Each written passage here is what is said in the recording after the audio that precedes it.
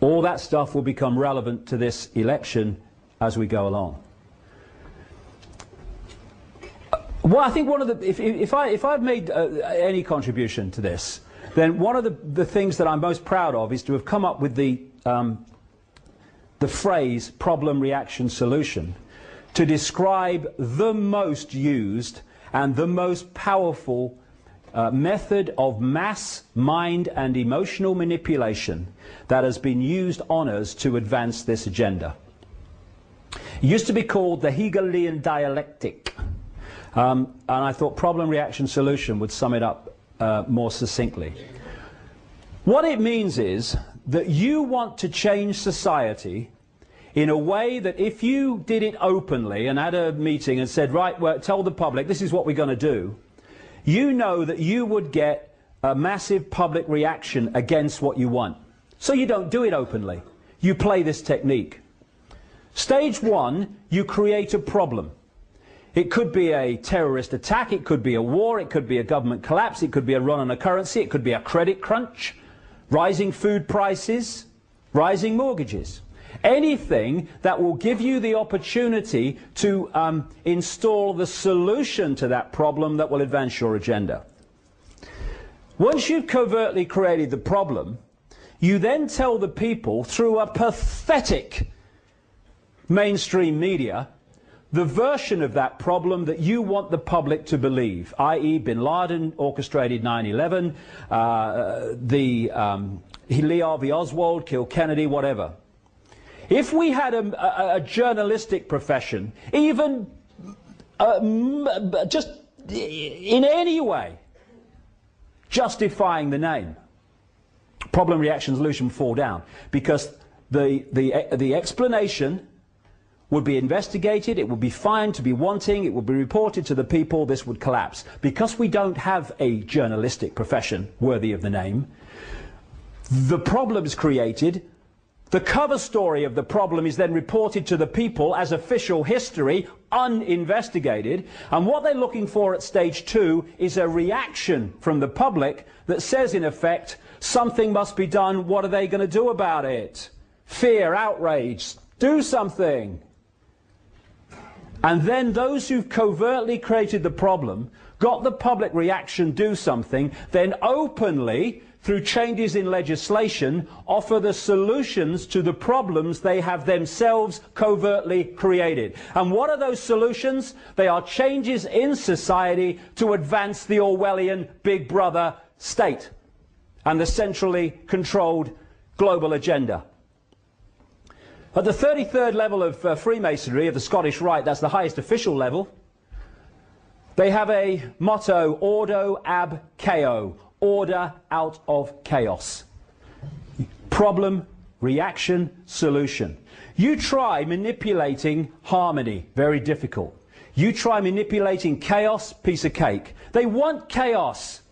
You see, through problem, reaction, solution, we need to switch our minds a bit here. Because of problem, reaction, solution, they don't want crime figures to come down.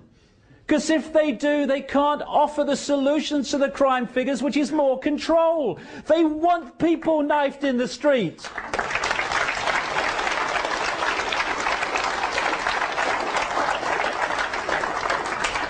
They want problems with food, because then they can offer the solution of genetically modified food, which they're doing, this government now, even though the people have rejected it overwhelmingly.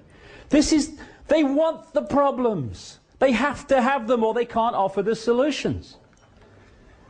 This is what Bush said after 9/11. You're free, and freedom is beautiful, and you know it'll take time to restore chaos and order out of chaos, but we will. Problem, reaction, solution. This is the Second World War. If you look at the First World War, after it was over, global power was in dramatically fewer hands than it was when that war started.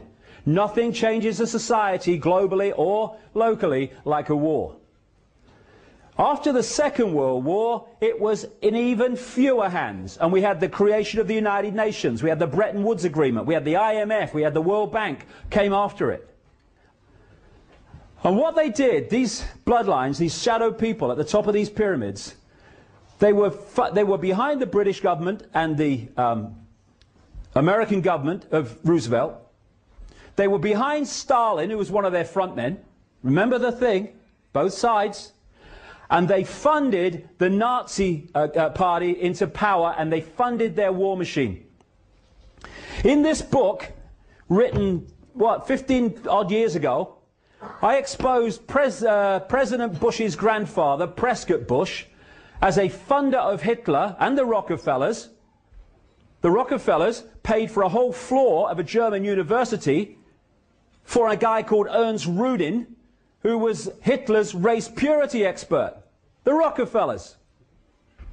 And the Rockefellers are behind all these organizations that I'm talking about. Now, Prescott Bush was a leading figure in an organization called the Union Banking Corporation, which was one of the Harriman operations in America. It interfaced with the European steel and banking empire of a guy called Fritz Thyssen, who was an acknowledged funder of Hitler, and funded through to Thyssen vast amounts of money. This is Prescott Bush, the president's grandfather, to fund Hitler. How did they go from the Weimar Republic, when they were taking their wages home in wheelbarrows, such was the inflation, to a war machine that could take on Europe? Because of this. And after I came out with it, a few years passed, and then a guy who's I think he's the president of the Holocaust Museum in Florida, he came out publicly in America and said the Bush family fortune overwhelmingly comes from funding the Nazis, and even the Guardian newspaper, hello, there you are, all right, nice you caught up, in the last year or two has run stories about Prescott Bush funding the Nazis.